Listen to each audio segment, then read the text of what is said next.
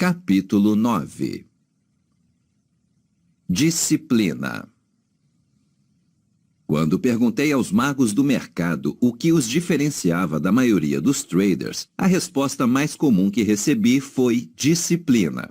Pois bem, a necessidade de disciplina é um desses conselhos de trading que você provavelmente já ouviu tanto antes que, se eu voltasse a mencioná-lo aqui e agora, seria ignorado.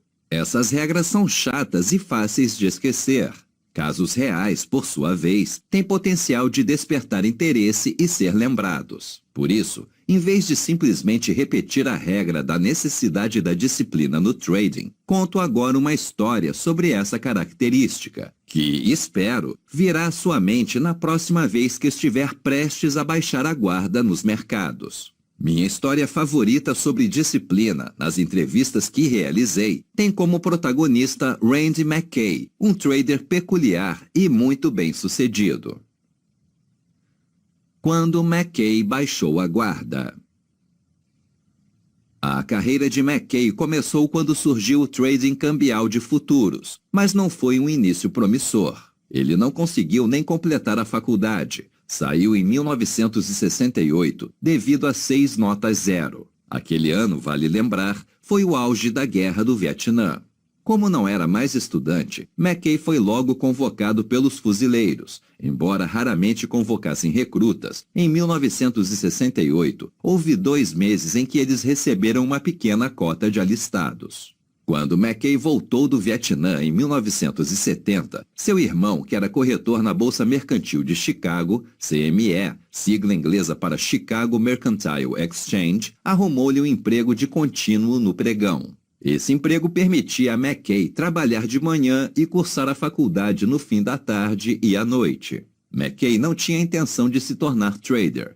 Mas, quando já estava quase se formando em 1972, a CME criou uma subdivisão chamada Mercado Monetário Internacional, IMM, sigla inglesa para International Monetary Market, para operar com moedas.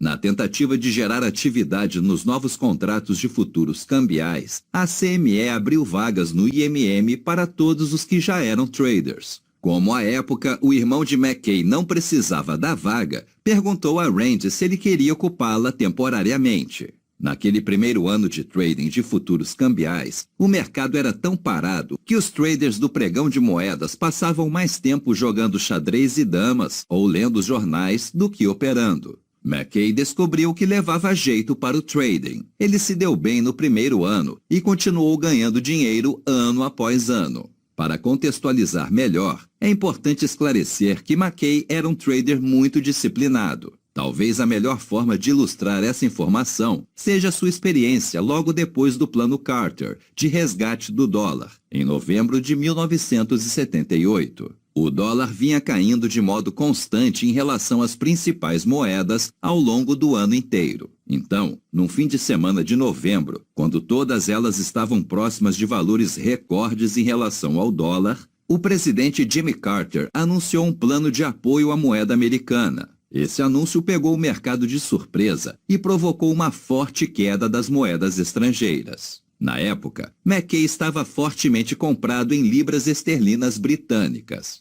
Na manhã de segunda-feira, o mercado de futuros da Libra abriu paralisado pelo limite de queda. Mesmo estando em limite de queda na abertura, uma queda de 600 pontos, era possível negociar moedas no mercado interbancário, que atingia um preço de equilíbrio instantâneo, permitindo que se operasse livremente.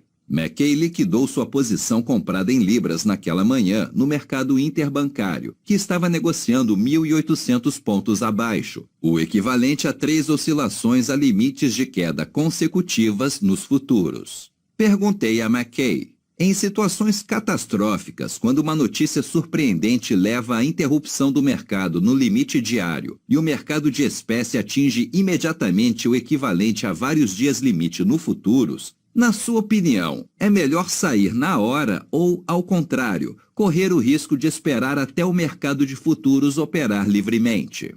A resposta de McKay a essa pergunta não deixa a menor dúvida quanto a seu ponto de vista em relação à disciplina. Sigo um princípio que nem sequer me permite tomar essa decisão, disse.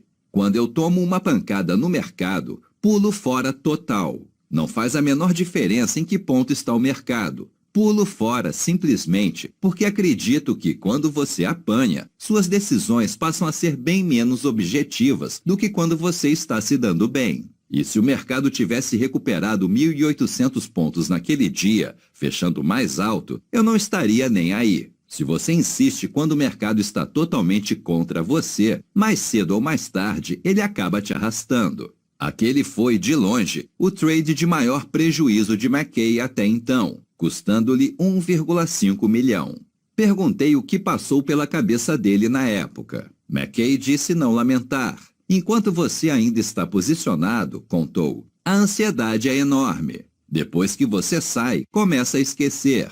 Se você não é capaz de tirar aquele prejuízo da cabeça, não pode ser trader. Portanto, McKay claramente era disciplinado.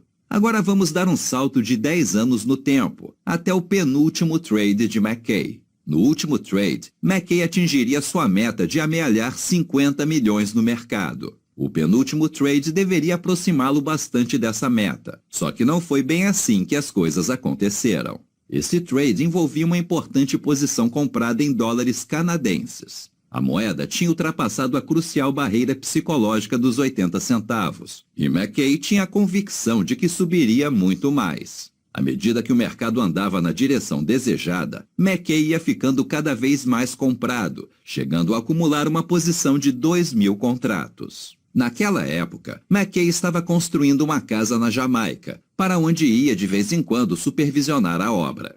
Num domingo à noite, antes de correr para o aeroporto para pegar seu voo com conexão em Miami, McKay resolveu checar as cotações. Só estava preocupado com uma posição, o dólar canadense. Olhou para a tela e ficou por algum tempo em estado de choque. O dólar canadense tinha despencado exatos 100 pontos. Ele estava atrasado para o voo e o chofer estava esperando. O dólar canadense raramente oscila 20 pontos no overnight, que dirá 100 pontos. Deve ser um erro da tela, pensou McKay. Ele concluiu que, na verdade, o mercado estava inalterado e que o número exibido na cotação tinha um erro de um dígito. Racionalizando assim, correu para o aeroporto.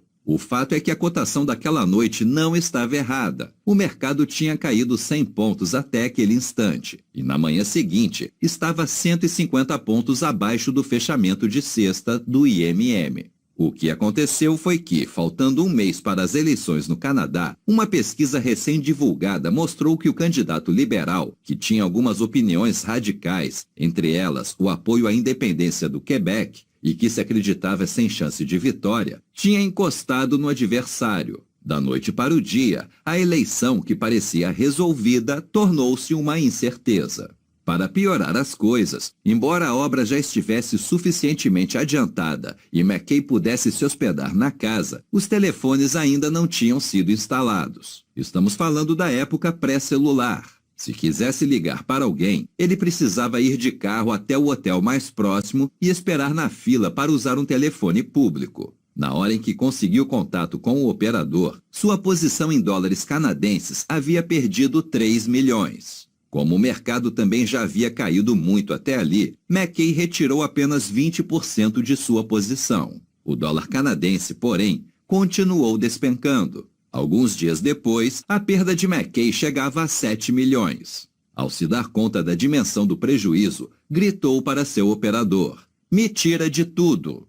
Eis, portanto, o caso de um trader experiente que baixou a guarda momentaneamente, supondo que uma queda inesperada do preço se devia a um erro de digitação e não à realidade. Conclusão apressada para a qual contribuiu o fato de estar atrasado para o voo, o que lhe custou 7 milhões. É verdadeiramente incrível como o mercado não tolera nem sequer a mais fugaz falta de disciplina dos traders. Da próxima vez que se sentir tentado a dar uma relaxada e violar uma de suas próprias regras de trading ou de controle de risco, pense em McKay.